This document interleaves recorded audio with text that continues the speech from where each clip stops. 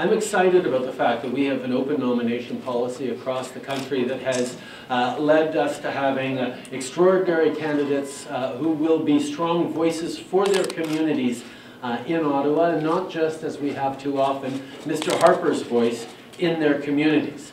Now, the fact is that the open nomination process goes through a very rigorous step-by-step approach where candidates are first greenlit to make sure that they are actually qualified to be Liberal Party candidates, and then ultimately it is the local Liberals on the ground who get to decide who will be their candidate.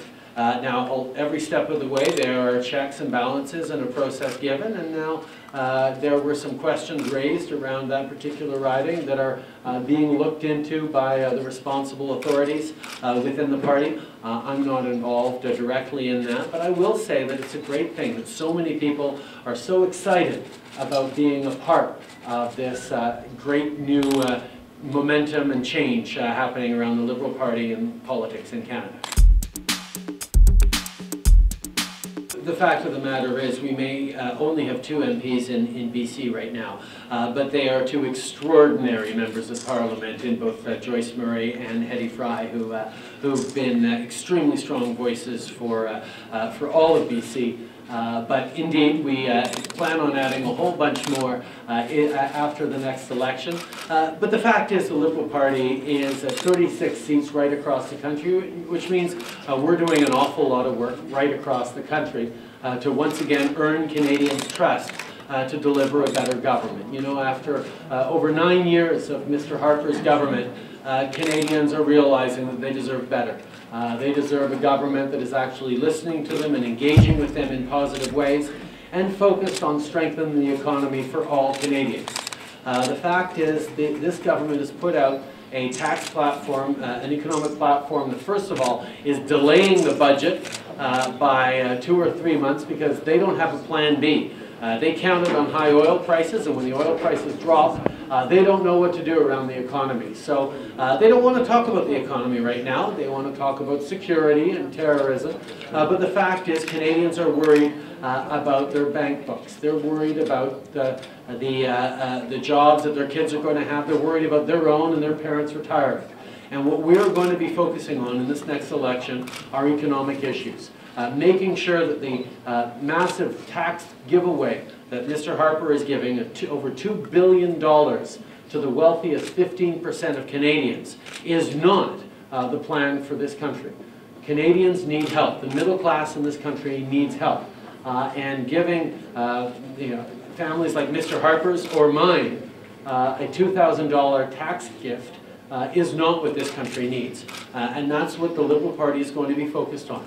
Giving help and investment in education, transit, and housing to families across this country that we need.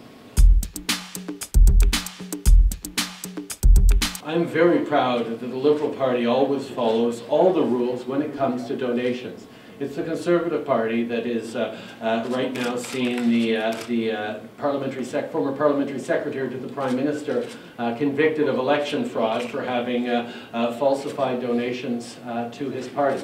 The fact is the Liberal Party will always follow all the rules around election donations, and on a personal level I've committed to transparency and openness, so much so that I shared my own personal financial information with everyone. The fact is Mr. Harper still has not shared who his leadership race donors were, at a time where there were no rules or oversight over that, and we're expecting that kind of transparency now from our leaders.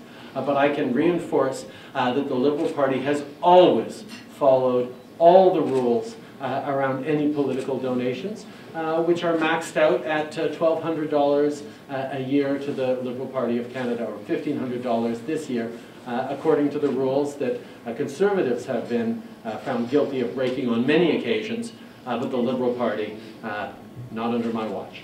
But it's actually something that Mr. Flaherty and Mr. Oliver, as finance ministers, have said. The best way to increase government revenues is to grow the economy. The best way to do that is by investing in the kinds of things that lead to economic growth. getting pipelines built for something, for one reason, getting our resources to market in a way that is acceptable, that gets social license, that gets environmental oversight, creating real good jobs for Canadians instead of the part-time precarious work that Mr. Harper seems to specialize in.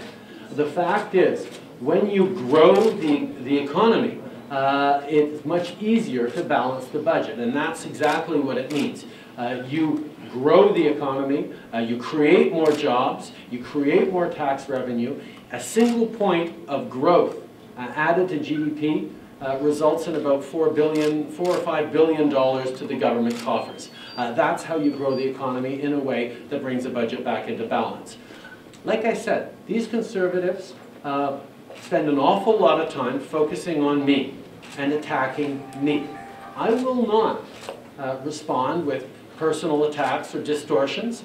I will instead choose to stay focused on Canadians. Let them focus on me, and I will stay focused on middle-class Canadians who need help in building a stronger future.